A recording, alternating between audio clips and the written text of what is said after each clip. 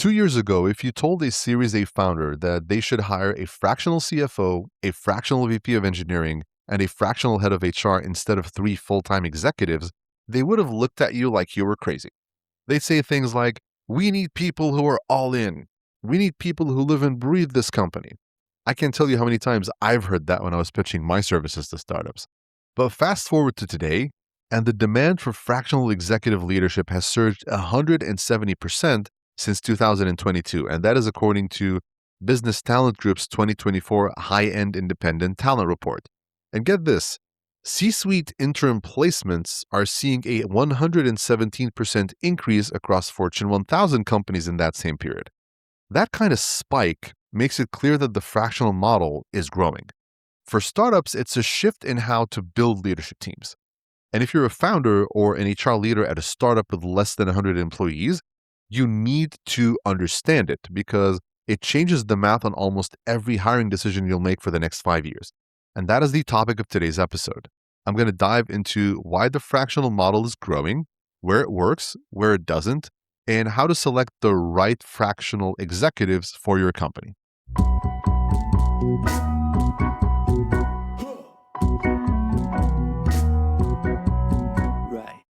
Welcome to a new episode of the Organized Chaos podcast. This is episode number 50, a pretty important milestone for me on the podcast. And just want to take a moment to say thank you to all the listeners, every one of you out there who has kept coming back to the show and helping it grow day in and day out. This is the reason that I keep really recording these shows and putting them out there and putting the time, the research, and the effort to do it. Because when I started this podcast, the main goal was to provide a free and accessible resource to startup HR professionals and founders to learn the ins and outs of building a scalable people function that works in a startup environment. And that is the kind of advice that I think is lacking in our HR ecosystem because most of the things we read, hear, and see online is mostly designed for enterprise organizations. It's fluffy, it doesn't translate well to startups, and doesn't leave you with much support, especially in an undermanned and resource-constrained operation at a startup. So the fact that the audience for the podcast has continued to grow consistently, and for those of you who are new to the show, last year, the show was in the top 25% of most listened to shows on Spotify in the business category, and in the top 10% of fastest growing shows. Just a big thank you to all of you for continuing to support Organized Chaos. And I hope to keep bringing you some amazing content and useful content for years to come.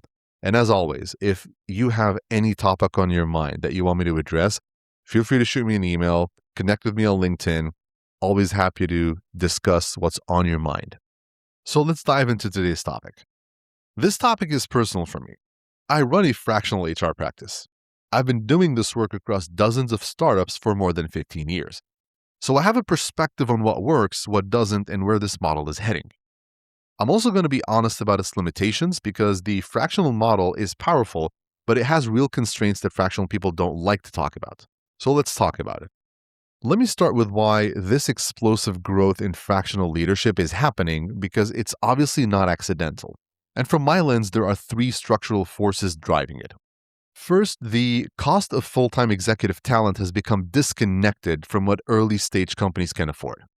A full-time VP of people at a Series A startup commands anywhere from $200 to $300K in base pay, plus equity, plus benefits.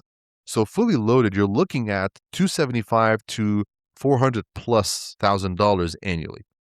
For a company with $3 to $10 million in revenue, that is a massive line item for one person.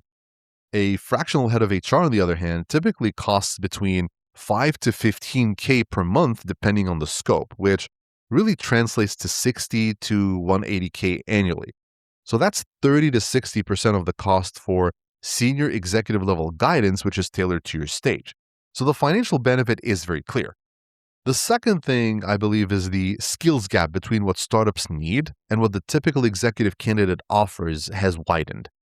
A VP of people who spent 10 years at a 5,000-person company doesn't automatically know how to build an HR function from scratch at a 40-person startup. The skills are fundamentally different.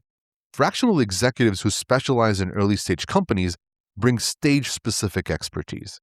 They've done this build 10, 20, 50 times. A full-time hire who's doing it for the first time is learning on your dime if you're a founder. That's not exactly ideal for an early-stage startup. And third, remote work made fractional work logistically viable. Before 2020, a fractional executive had to be in your city.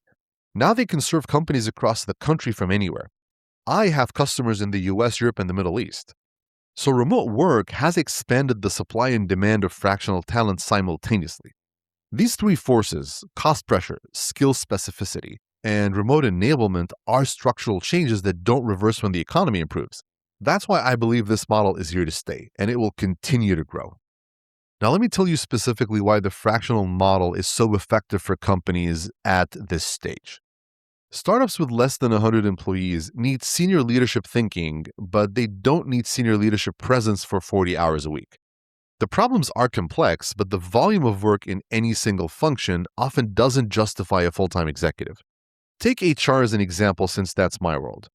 A 60-person startup needs someone who can build a compensation philosophy, design an onboarding program, create a performance management system, advise the CEO on org design and workforce management. That kind of work requires a senior person with years of experience, but it doesn't require that person to sit in your office 5 days a week. I typically work with startups 2 to 3 days per week, sometimes fewer, depending on their size and velocity of growth. That's really enough to drive major strategic initiatives, build the systems, coach the CEO, and even mentor the HR team. The same logic applies across functions. This isn't just an HR thing.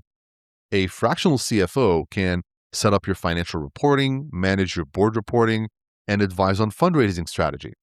A fractional CTO can architect your technology decisions. They can build your engineering hiring plan and mentor your tech leads. A fractional CMO can build your go-to-market strategy. They can set up your demand generation, and they can create your marketing playbook. In each case, the startup gets the strategic guidance they need without the overhead of a $300,000 plus full-time executive who, frankly, would be underutilized at that scale. But here's where it gets really interesting. The fractional model doesn't just work for individual functions. I'm starting to see startups hire multiple fractional leaders, and I've seen the occasional startup even build entire fractional leadership teams. I know a Series A company with 35 employees that has a fractional CFO, a fractional head of people, which is me, and a fractional VP of marketing. Their only full-time executives are the CEO and the CTO, who happen to be the co-founders. That team of 3 fractional leaders costed them roughly $30K per month combined. 3 full-time executives in those roles would cost $60 to $80K easily per month in fully loaded compensation. So they're getting senior strategic guidance across finance, people, and marketing for roughly 40% of what the full-time hires would cost. But more importantly, each of those fractional leaders brings pattern recognition from working across multiple companies simultaneously. When I'm advising this company on their compensation strategy, I'm drawing on what I'm seeing work and fail at several other startups right now. That cross-pollination of ideas is something a full-time executive at one company simply cannot provide. Now, the model has its limitations. First, fractional leaders work for other companies too. They're not always available for the spontaneous hallway conversation or the emergency that pops up at 4 p.m. on Friday. If your company needs someone on call 24/7, then fractional may not be the right fit for you. Second, team dynamics can be tricky sometimes. Full-time employees sometimes struggle with the idea that their functional leader is only present 2 days a week. This requires clear communication about how the fractional arrangement works and setting expectations about availability, decision-making authority, and communication channels. Third, the handoff from fractional to full-time is a critical transition that many companies fumble. When you've grown enough to need a full-time leader, the fractional executive should actively participate in that hiring process and ensure a clean knowledge transfer. If the fractional person leaves and takes all the institutional knowledge with them, you've lost much of the value that they created. But despite these limitations, the model is expanding because the benefits outweigh the risks for most companies at this stage. If you're a founder who's considering the fractional route, here's how you should think about building a fractional leadership team. First, I want you to identify your critical functions. Those are the ones that you want full-time. For example, if you're a software company, then you want your CTO and chief product officers to be full-time. If you're an e-commerce business, then you probably want your chief operating officer to be full-time. These are the roles that require daily decision-making, deep product context, and constant availability. Everything else is a candidate for the fractional model at your stage. Second, prioritize based on pain. Where is the company most exposed? If you're scaling fast and your hiring is a mess, a fractional head of people should be your first priority. If you're heading into a fundraise and your financials aren't board ready, a fractional CFO comes first. If you have a product market fit but no go-to-market engine, then you need a fractional CMO. Third, look for stage-specific experience. The single most important criteria when hiring a fractional executive is how many times they've done the exact thing you need at the exact stage you're at. A fractional CFO who has helped 20 startups prepare for Series B is more valuable than a former Fortune 500 CFO who has never worked at a company under 1,000 people. Fourth, set clear scope and boundaries from day one. The most common failures in fractional arrangements is scope creep. You hire someone for 2 days a week, and within 3 months, they're doing 4 days of work for 2 days of pay, which leads to burnout and resentment, and really the whole relationship collapsing. Or you hire them for strategic work, and they end up doing tactical tasks that a more junior person could handle. So define the scope, define the boundaries, and review them quarterly. An experienced fractional executive will actually lead with this stuff and help you define these things before the engagement begins. Fifth, plan the transition. From the first day of a fractional engagement, you should have a rough timeline for when you expect to need a full-time leader in that function. For most startups, the transition point is somewhere around 150 employees, depending on the function. When you approach that threshold, your fractional leader should help you hire their replacement, onboard them, and transfer knowledge over a 60 to 90-day overlap period. So let me close with where I think this is heading. The fractional executive market is maturing rapidly. 3 years ago, finding a good fractional leader required personal networks and word of mouth.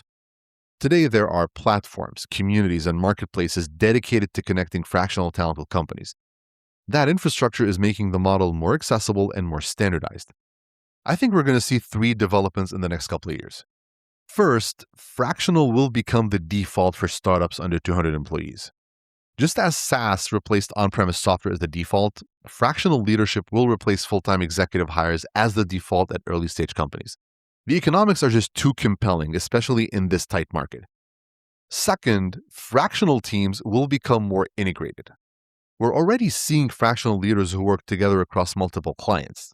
They create informal but effective leadership teams that understand each other's working styles, and they can coordinate strategy across functions. Third, I think the stigma will disappear entirely. There's still a perception in some corners that fractional means either part-time or less committed. That's fading fast, and more founders see the results.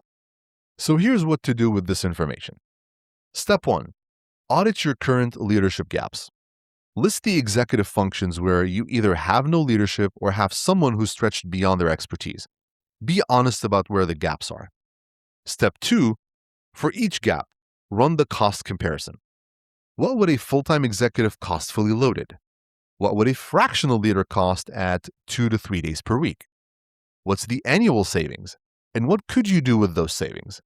In most cases, at least in my personal experience, the fractional option frees up anywhere from $100 to $200K per year that you can invest in product sales or additional team members. Step 3, if you decide to go fractional, prioritize your highest paying function first.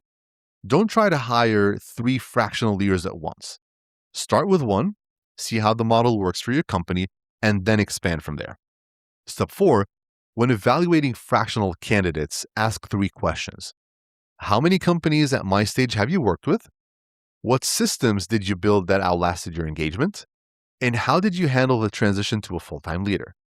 The answers will tell you if they're the right fit. And step 5, if you already have fractional leaders, review your arrangements. Are the scopes still right? Has the company outgrown the current level of engagement? Is it time to start planning the transition to full-time? These are questions that should be revisited every quarter. The rise of fractional leadership is one of the most significant shifts in how startups build organizations. If you're a founder trying to decide between a $300,000 full-time executive and a $120,000 fractional leader who has done this exact work 30 times before, the answer should be obvious. Get the experience, get the results, and save the overhead for when your company truly needs a full-time executive in that seat. And if you're an HR professional watching this trend, pay close attention because it's an opportunity. Some of the most impactful, highest paid HR professionals I know are fractional. They chose the model because it lets them do the work they love at the stage they love without the politics and employee relations overhead of a single full-time role. Well, that's it for today's episode. If you enjoyed it, like and subscribe to get notified every time I release a new episode. And I'll see you on the next one.